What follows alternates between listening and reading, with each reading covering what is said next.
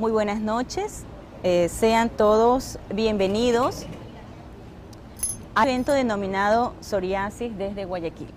Es un conversatorio con expertos y líderes de opinión con el tema único que es la psoriasis, con el objetivo de celebrar el Día Mundial de la Psoriasis, que es el 29 de octubre.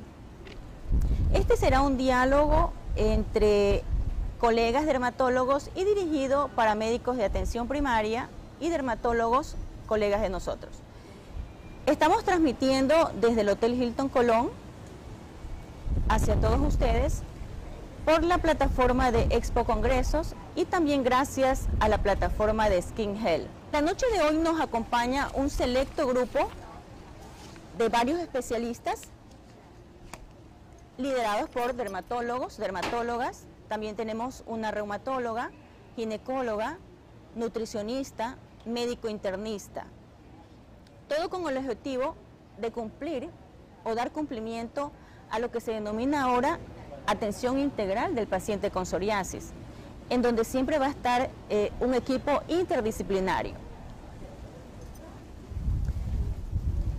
El equipo de producción ha preparado un video corto, breve, acerca de la psoriasis y va a ser transmitido en este momento, así que acompáñenos a verlo, por favor. Gracias.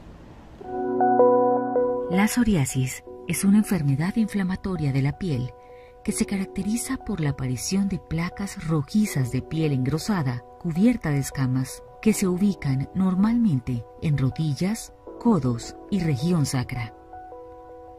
Afecta las dos últimas capas de la piel, llamadas dermis y epidermis. En condiciones normales, las nuevas células se originan desde la base de la epidermis y suben progresivamente hasta reemplazar todas las células viejas que se encuentran sobre ellas. Este ciclo de regeneración dura aproximadamente un mes, pero en pacientes con psoriasis, las células nuevas alcanzan la superficie de la piel en tan solo una semana, lo cual se explica por una alteración del sistema inmune. Células inmunitarias presentes en la dermis y la epidermis secretan sustancias proinflamatorias llamadas citoquinas que activan a otras células y producen los cambios típicos de la enfermedad. Proliferación y engrosamiento de los capilares, acumulación de células inmunitarias en la epidermis y una regeneración acelerada de las capas de la piel. Con el tiempo, el proceso inflamatorio se vuelve cíclico y aparecen las lesiones ya descritas. Según la evidencia científica, esta enfermedad se transmite de generación en generación, es decir, que aquellas personas con el gen pueden desarrollarla. Además, existen factores desencadenantes como son heridas en la piel, infecciones, estrés, fumar y tomar ciertos medicamentos. Vamos a presentar a nuestros panelistas. La noche de hoy nos acompaña la doctora Consuelo Pozo. Ella es médico internista y dermatóloga especializada en la Universidad de Buenos Aires, Argentina. Tiene su consulta privada en la ciudad de Guayaquil, en la clínica Kennedy del Policentro. La noche de hoy también nos acompaña la doctora Gladys Zambrano, es especialista en dermatología, graduada en la Universidad Católica Santiago de Guayaquil y es la líder responsable del Departamento de Dermatología Pediátrica en el Hospital Francisco y Casa Bustamante de Guayaquil. También nos acompaña el doctor Miguel Ordóñez, el cual es especialista en dermatología con posgrado en el Hospital Teodoro Maldonado Carbo, y él es médico director de CEDIAC. Y al igual que mis dos colegas anteriores, son expertos y tienen larga trayectoria en el manejo de pacientes con psoriasis. Por tal razón, permítanme en este momento darles gracias por estar presentes. Bueno, vamos a empezar con el conversatorio. Vamos a empezar con mi colega y amiga, la doctora Gladys Zambrano, quien posee una experiencia en el manejo pediátrico en dermatología muy interesante, muy importante.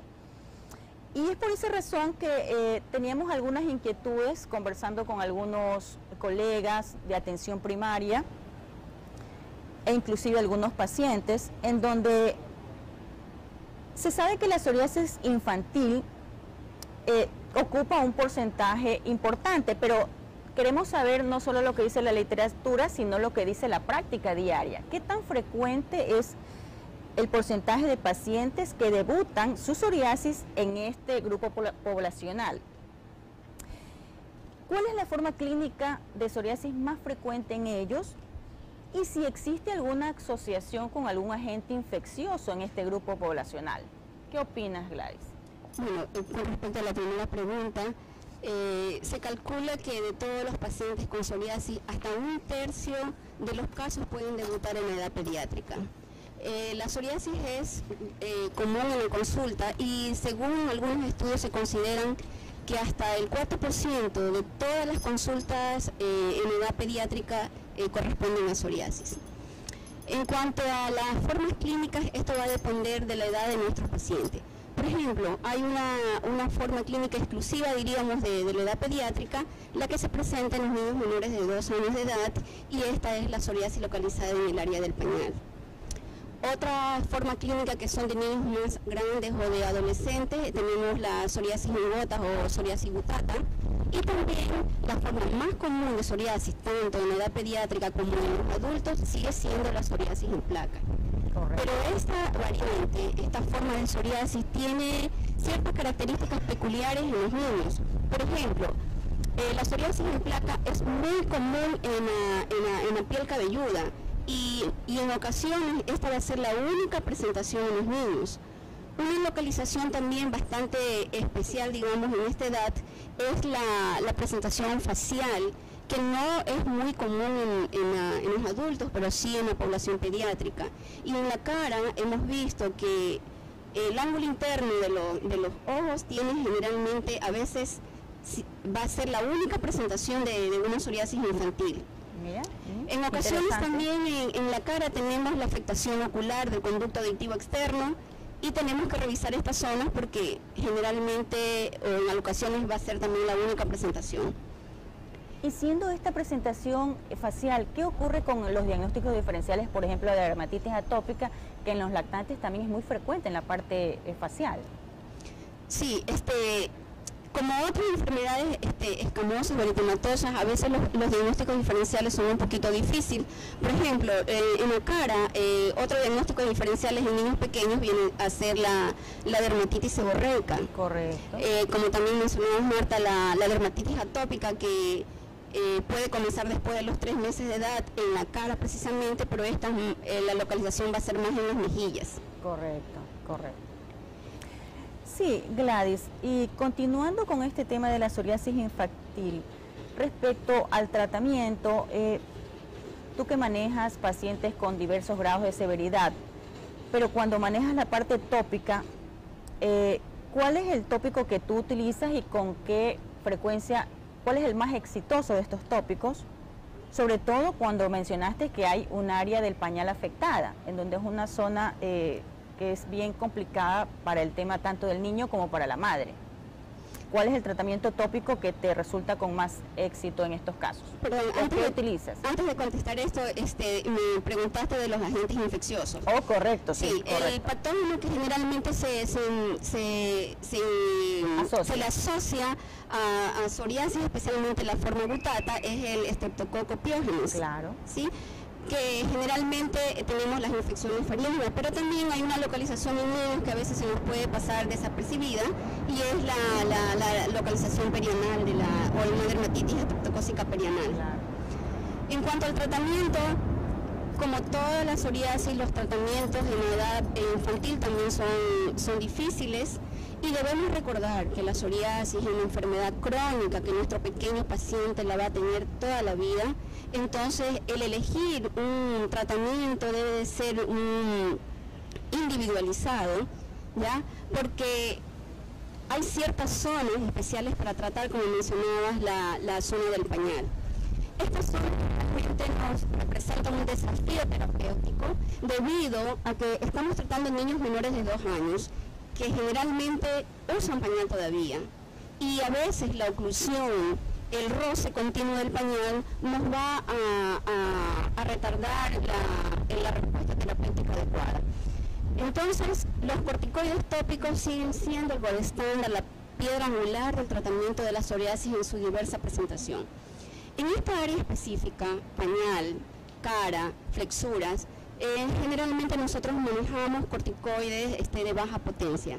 Claro. Una hidrocortisona, un desonide, porque en la flexura nos hace oclusión y el pañal también nos va a hacer oclusión. Es muy importante recalcar eso porque nos están escuchando también médicos de atención primaria en donde tienen que saber el tema de la oclusión, lo cual hace que el corticoide aumente su potencia, la oclusión. Correcto, es excelente tu respuesta.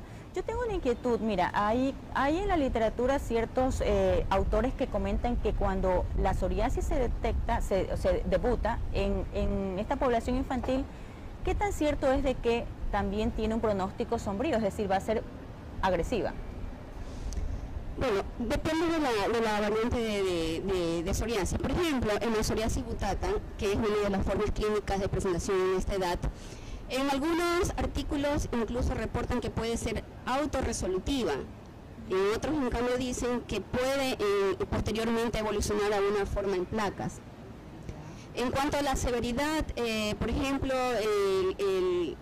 entre más pequeño comienza el debut de una psoriasis, bueno, va a ser un poquito más agresiva porque recordemos la terapéutica que vamos a utilizar, cada vez vamos a necesitar a un escalonamiento mayor en la terapia con estos niños, entonces sí es complejo el manejo.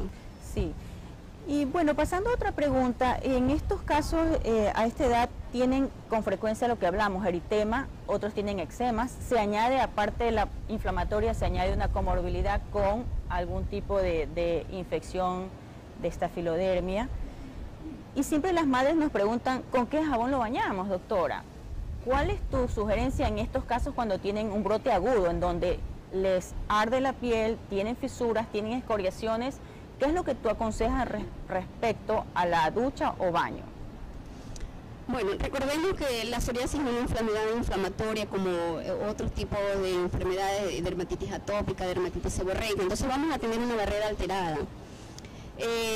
Lo principal es mantener la piel aseada, limpia, pero no irnos al extremo, ¿ya? Entonces lo que recomendamos es utilización de jabones neutros, pH neutro. Exacto. Y en el área del pañal utilizar una pasta que nos haga barrera, puede ser un óxido de zinc, una pasta láser. Claro. Ajá. ¿La frecuencia de la ducha o el baño, la frecuencia y con qué tipo? ¿Agua fría, tibia? Es decir, generalmente lo que recomendamos es no los baños frecuentes, porque entre más nosotros lavamos esa piel, más vamos a alterar la barrera y vamos a cambiar el pH. Correcto. Y como es una barrera alterada, bueno, tenemos que estar pendiente de los signos inflamatorios, infecciosos, porque puede agregarse una infección bacteriana, viral, sobreagregada, ¿no? Entonces, aparte de la terapia convencional, bueno, en algún momento vamos a tener que agregar un antibiótico, por ejemplo, si estamos sospechando un brote recurrente de una psoriasis butata, bueno, tenemos que dar un antibiótico antiestreptocócico. Tópico. No, en este caso sería vía oral. ¿Tópico y oral o solo oral? Claro, no, vía oral. Vía oral, y correcto. Si tenemos una dermatitis perianal que estamos sospechando, una infección también por estreptococo, bueno, ahí sí podemos utilizar una terapia tópica. Se habla también en los reservorios, aplicar también, ¿no? Los antistafilocócicos en los reservorios. Como ácido fusílico nasales, ombligo. Y la mupirocina. También va bien en este grupo poblacional, por 6 meses se habla. Te agradezco muchísimo, Gladys, tu experiencia realmente nos queda corto el tiempo para que ella pueda, realmente hay que invitarles a una conferencia. Gracias por la invitación. Gracias a ti. Continuando con nuestro siguiente panelista, nuestro querido colega el doctor Miguel Ordóñez, hay también bastantes inquietudes acerca de el signo característico de un paciente con psoriasis. ¿Qué es lo que más llama la atención en un paciente? Que es su placa roja. Nosotros le llamamos placa, pero es una piel roja o puede estar con escamas.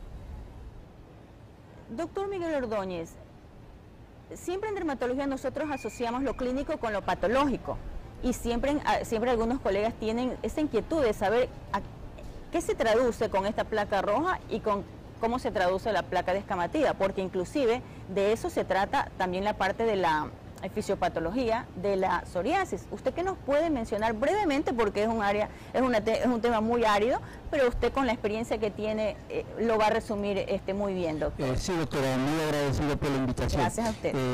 Tenemos que recordar que la lesión característica de la psoriasis es la placa, es decir, una zona de piel engrosada. Por lo general tiene un color blanco, brillante, escamoso, recuerda a las antiguas velas que tenían las abuelas, y en la parte inferior de la lesión la piel está enrojecida, está edematosa, y esto pues a nivel de la histopatología se puede justificar porque la enfermedad de la psoriasis es una enfermedad inflamatoria caracterizada sobre todo por la hiperplasia de la epidermis. La capa más superficial está engrosada, mientras que la que está cerca de la dermis, es decir, la epidermis suprapapilar, en cambio se encuentra disminuida, adelgazada, y también se caracteriza porque esta hiperplasia está debida a que existe una invasión de células inflamatorias, ya que la psoriasis en realidad es una enfermedad inflamatoria ocasionada por una alteración de los linfocitos T. Hoy sabemos. Este enrojecimiento se justifica debido a la vasodilatación y al aumento de los vasos sanguíneos a nivel de la dermis, y esto está dado por lo que nosotros conocemos como factor de crecimiento del endotelio vascular. Este a su vez está mediado por el factor de necrosis tumoral, que es una citoquina proinflamatoria. Eso es la parte que podríamos justificar el enrojecimiento. También aquí intervienen otros factores que van a producir que normalmente la piel en las personas que estamos sanas demora entre ir de la capa basal hasta la capa más superficial de los corneocitos, demora de 28 a 30 días. En cambio, en los pacientes con psoriasis ese turnover está aumentado, acelerado. Este intercambio demora entre 3 a 5 días. Esto trae como consecuencia la acumulación de los corneocitos, de los queratinocitos y la presencia de las escamas. Así es, sí, perfectamente y muy bien resumido, doctor. Continuando con este tema de las placas eritematosas, las placas descamativas, en la parte de la barrera cutánea está alterada. Esta alteración, ¿cómo nosotros podemos sugerir al paciente que la puede restaurar con los elementos que se pierden, ya sean estos ceramidas, factor de humectación natural? ¿Cómo podemos reponer esa barrera cutánea? Sí, en la psoriasis hay una alteración en cuanto a las ceramidas. Hay un cambio de los lípidos que forman la barrera cutánea, al menos la parte esta que es permanente, a diferencia de los corneocitos, pues que esto es la parte física.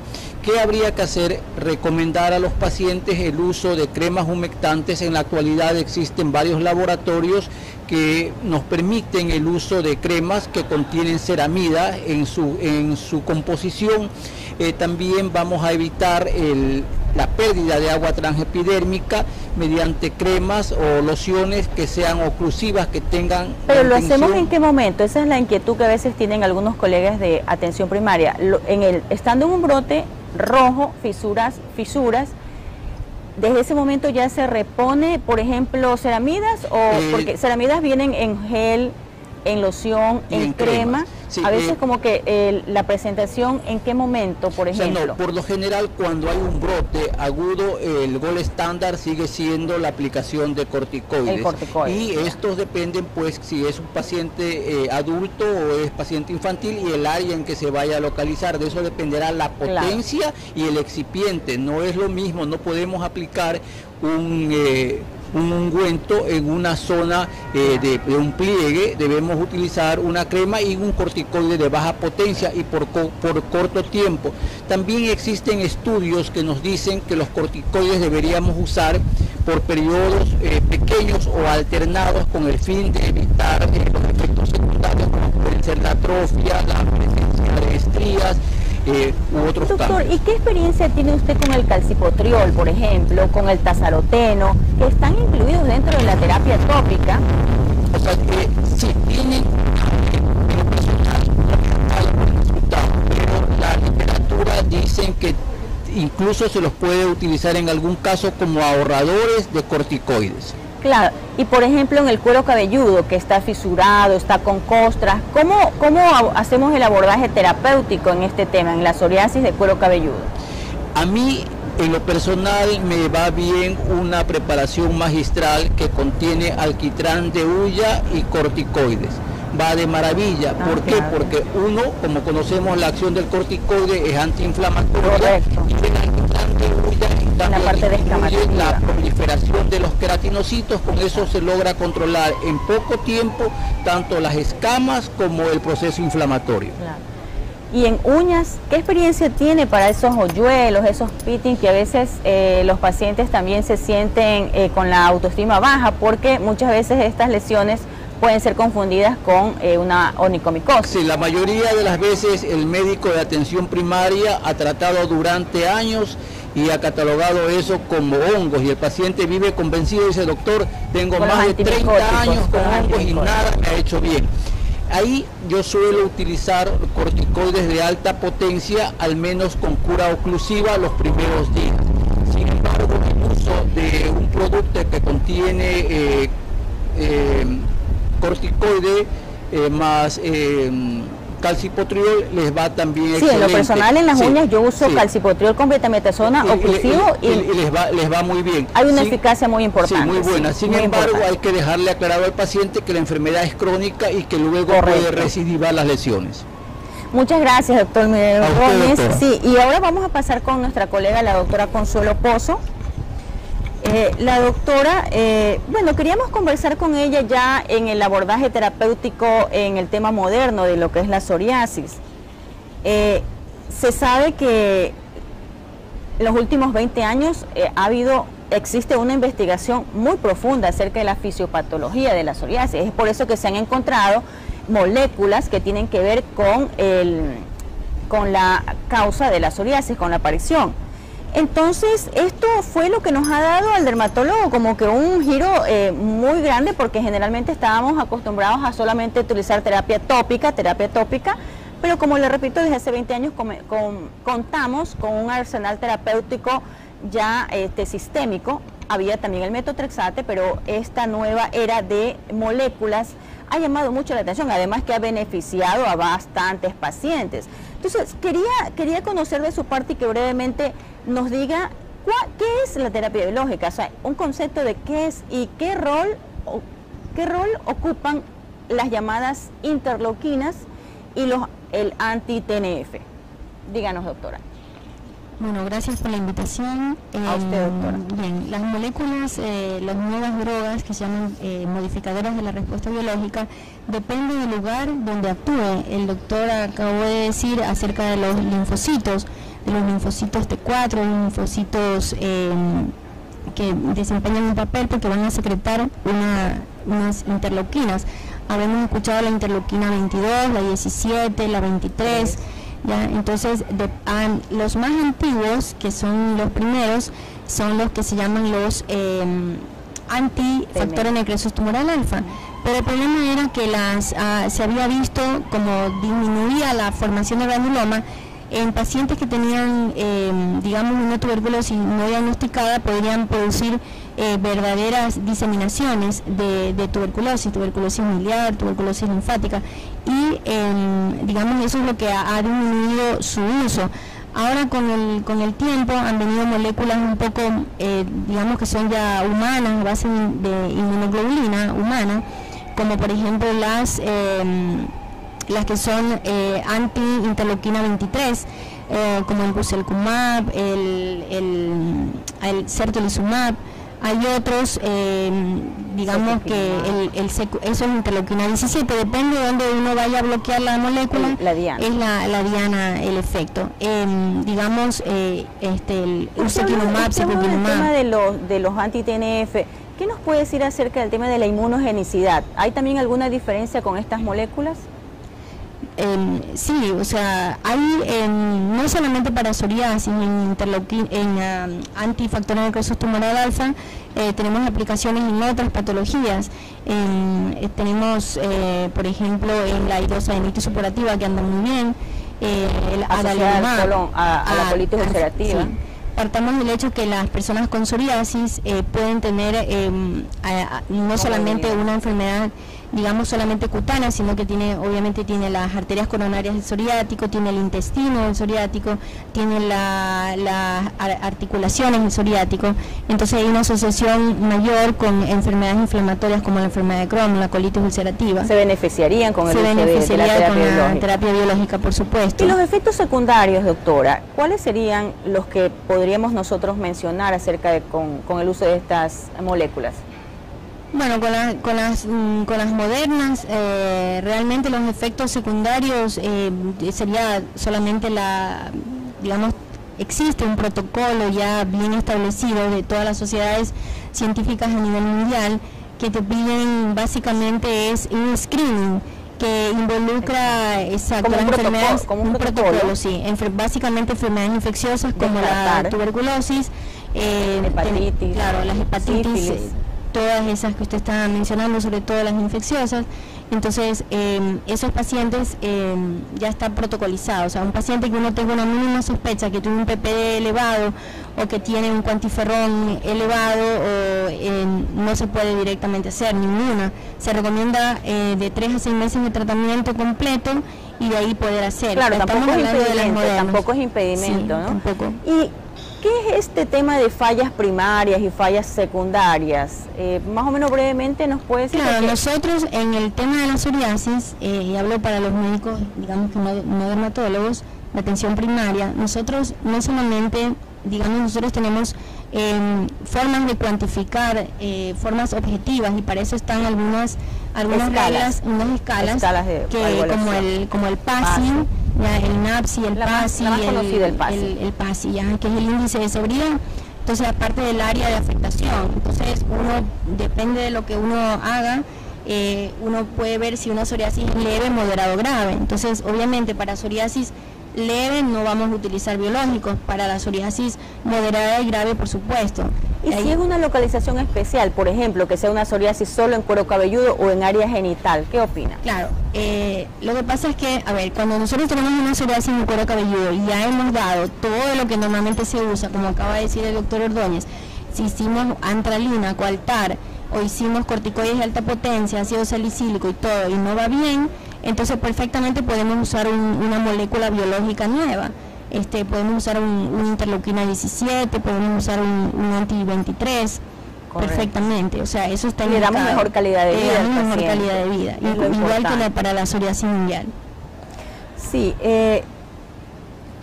en el tema de la eficacia terapéutica, como usted lo mencionó, se aplica la escala de evaluación o de valoración de la afectación, que es el PASI.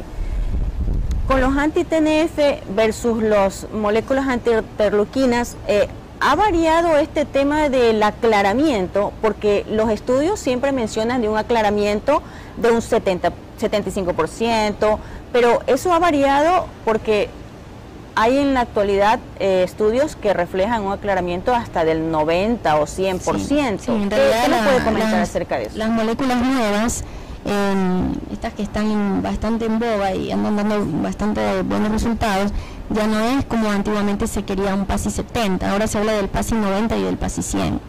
O sea, eso es el objetivo nuestro, es el aclaramiento total y en un periodo corto. Y es muy bueno porque ya un paciente con psoriasis severa realmente no debe de existir porque, o sea, terapia tenemos. Más adelante vamos a hablar también sobre la parte de los hábitos, porque no solamente un paciente con psoriasis se va a curar con la parte terapéutica, también hay un porcentaje muy elevado que tiene que ver con sus hábitos, por eso tenemos más adelante otros temas en donde se van a topar este tipo de terapéutica. Les recuerdo también que en este módulo, no sé si ya el equipo de producción lo subió o va a subir una pregunta acerca de con qué frecuencia o cuál ha sido el tratamiento tópico más exitoso que hayan tenido en su experiencia, tanto los médicos de atención primaria como los médicos dermatólogos. Es más o menos lo que hemos conversado en este momento. No sé si ustedes tienen alguna inquietud, pero me parece que por este bloque damos finalizado para que luego venga el siguiente bloque. Dígame, doctor. Solo recordar pues, que si bien la terapia biológica es la maravilla en la actualidad, en cambio sí tiene sus limitantes, y esta sobre todo es la económica, y el hecho de que una vez iniciado el tratamiento con biológicos se debe mantener, y los resultados que se obtienen, que son excelentes, los resultados terapéuticos, una vez retirada la medicación, desafortunadamente van a regresar. Eso hay que dejarle al paciente bien aclarado. En nuestro medio es mucho más difícil debido al coste del tratamiento, y que los seguros en nuestro país por lo general no cubren este tipo de gastos. Claro, hay que evitar que esta severidad avance también, para evitar también en temas de costo, y no nos olvidemos también que otro fármaco en nuestro arsenal y que es muy económico es el metotrexato. Sí, yo en lo personal soy fanática de usar el metotrexato, y más por la vía subcutánea, es la que yo siempre les digo a los pacientes y nos va muy bien. No olvidemos, eso sería un tema también muy que nos quedaría pendiente, porque hablar de metotrexate en cuanto a selección previa, en cuanto al protocolo, es igual que el biológico. No tampoco porque sea muy económico deja de tener sus efectos secundarios, y por eso yo siempre a los médicos de atención primaria siempre les recalco que tienen que referir al paciente al especialista, y ese es el mensaje que debemos dejar aquí. Muchísimas gracias, y viene el siguiente bloque. Muchas gracias, colegas.